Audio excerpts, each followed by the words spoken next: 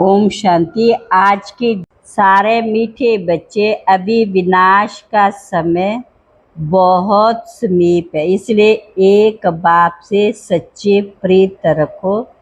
एक बाप से सच्चे प्रीत रखो, किसी देहधारी से नहीं। प्रश्न: जिन बच्चों की सच्ची प्रीत एक बाप से होगी, उनकी निशानियां क्या होंगी? बाबा ने कहा, उनका बुद्धि योग किसी भी देहधारी के तरफ जा नहीं सकता। वह आपस में एक दो के आशिक माशुक नहीं बनेंगे। दूसरा, जिनकी सच्ची प्रीत है वह सदा विजयी बनते हैं। विजयी बनना अर्थात सतयुग का महाराजा महारानी बनना। दूसरे पॉइंट, प्रीत बुद्धि सदा बाप के साथ सच्चे रहते हैं, कुछ भी छिपा नहीं सकते। चौथा, रोज अमृत वेले उठ प्यार से बाप को याद करेंगे। पांचों दधीची ऋषि की तरह सर्विस में हड्डियां देंगे। छठा, उनकी बुद्धि दुनियावी बातों में भटक नहीं सकती। उनकी बुद्धि दुनियावी बातों में भटक नहीं सकती। आज का गीत है, ना वह हमसे जुदा होंगे ना हम उनसे जुदा होंगे, ना वह ना हम उनसे जुदा होंगे। ओम शांति। ये ब्रह्मा मुख वंशावली ब्राह्मण कुलभूषण प्रति प्रतिज्ञा करते, क्योंकि उनकी प्रीति एक बाप से जुटी हुई है। विनाश काले जिनकी बुद्धि बाप के साथ होगी वही विजय पाएंगे, स्वर्ग के मालिक बनेंगे। बाप कहते, मैं खुद कहता हूँ कि उनका विनाश होगा और प्रीत बुद्धि वालों की विजय होगी। बाप समझाते, ज्ञान का सागर पतित पावन, परमात्मा पानी की नदियाँ, ज्ञान गंगा पानी की गंगा। तो दूसरी बात, जब प्रदर्शनी करते हो तो सबसे पहले निमंत्रण देना चाहिए गीता पाठशाला वालों को।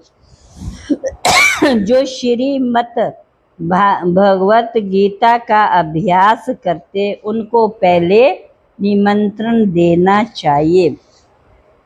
बाप कहते, मैं तुम्हें सत्य ही सत्य बताता हूँ।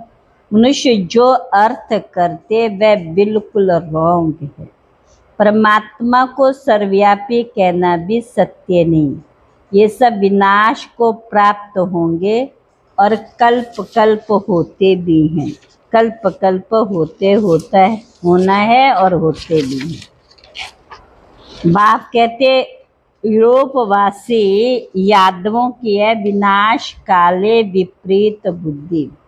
तुम भी पत्थर बुद्धि थे, अब पारस बुद्धि बनना। पारस बुद्धि थे, फिर पत्थर बुद्धि कैसे बने, ये भी एक वंडर है। बाप कहते, मैं सत्य कहता हूँ, जो मेरे से प्रीत नहीं करते तो पद भी नहीं मिलेगा। कोशिश कर 21 जन्म का पूरा वर्षा लेना है। मनुष्य कहते, हमको अल्लाह ने पैदा किया, परंतु अल्लाह को जानते नहीं। भारत की तो बात है, भारत में ही देवताओं का राज्य था। लक्ष्मी नारायण मानका राधे कृष्ण आदि को कितना फर्स्ट क्लास जगह पर बिठाते हैं। उनको महाराजा महारानी कहते हैं। कितना लाखों रुपया खर्च कर मंदिर बनाते हैं। कोई तो समझाने से समझ जाते, कोई की तकदीर में नहीं तो समझते नहीं, सर्विसेबल बनते नहीं। क्या नहीं बनते? सर्विस।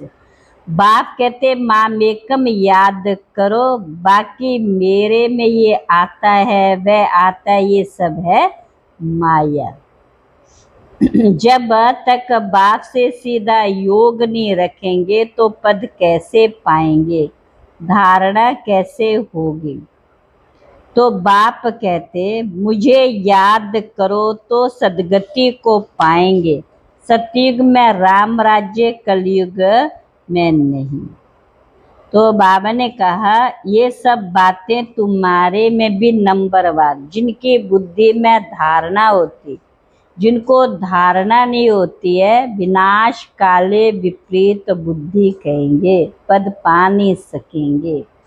सच्चे दिल पर साहिब राजी होता है, दरीची मिसल सेवा में हड्डियां देनी नहीं, माना जिगरी दिल से बाबा की सेवा करनी है।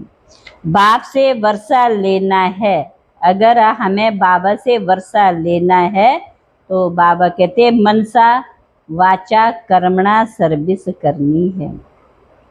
अगर और दुनियावी बातों में लग गए तो फिर ये सर्विस कब करेंगे? कल कल करते मर जाएंगे, कल कल करते मर जाएंगे। प्रदर्शनी में भी समझाना है कि हम अपनी कमाई से, अपने ही तन मन धन से अपना राज्य स्थापन करें। हम भीख नहीं मांगते, ज़रूरत ही नहीं। ढेर भाई बहन इकट्ठे होकर राजधानी स्थापन करते हैं। तुम करोड़ इकट्ठा कर अपना विनाश करते हो, हम पाई पाई इकट्ठा कर विश्व का मालिक बनते। कितने वंडरफुल ये बात है। अच्छा, मीठे मीठे सिकल बच्चों प्रति माता पिता बाप दादा का याद प्यार गुड मॉर्निंग। रूहानी बाप की रूहानी बच्चों को नमस्ते। हम रूहानी बच्चों की रूहानी बाप दादा को नमस्ते नमस्ते नमस्ते। धारणा के लिए मुख्य सार। अमृत वेले एकांत में बैठ बाप को प्यार से याद करना है। दुनियावी बातों को छोड़, दुनियावी बातों को छोड़ ईश्वरीय सेवा में लग जाना है। दूसरी पॉइंट, बाप से सच्चे दिल रखनी है। आपस में एक दो के आशिक माशुक नहीं बनना। प्रीत एक बाप से जोड़नी है, देहधारी से नहीं। प्रीत एक बाप से जोड़नी है, देहधारियों से नहीं। वरदान, सर्व शक्तियों की संपत्ति से, सर्व शक्तियों की संपत्ति से संपन्न बन, दाता बनने वाले विधाता वरदाता भव, विधाता वरदाता भव। जो बच्चे सर्व शक्तियों के संपत्तिवान हैं, वही संपन्न और संपूर्ण स्थिति के समीपता का अनुभव करते हैं। उनमें कोई भी भक्तपन के व भिखारीपन के संस्कार इमर्ज नहीं होते। बाप की मदद चाहिए, आशीर्वाद चाहिए, सहयोग चाहिए, शक्ति चाहिए। ये चाहिए शब्द दाता विधाता वरदाता बच्चों के आगे शोभता नहीं है।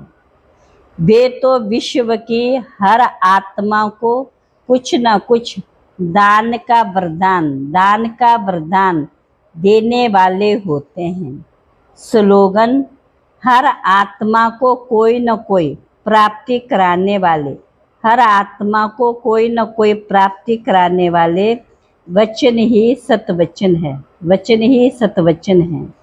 अव्यक्त इशारे कितना भी कोई हिलावे, लेकिन आप अचल रहो। परिस्थिति श्रेष्ठ है या स्वश्रेष्ठ, माना स्वस्थिति श्रेष्ठ है। कभी परिस्थिति वार तो नहीं कर लेती। सोचो कि ये परिस्थिति पावरफुल है या स्वस्थिति पावरफुल है, तो इस स्मृति से कमज़ोर से शक्तिशाली बन जाएंगे। जैसे आप तपस्वी एक रस स्थिति में एकाग्र होते हो, तो हठयोगी फिर एक टांग पर खड़े हो जाते हैं। तो कहाँ एक रस स्थिति और कहाँ एक टांग पर स्थित रहना फर्क हो गया। अच्छा, ओम शांति।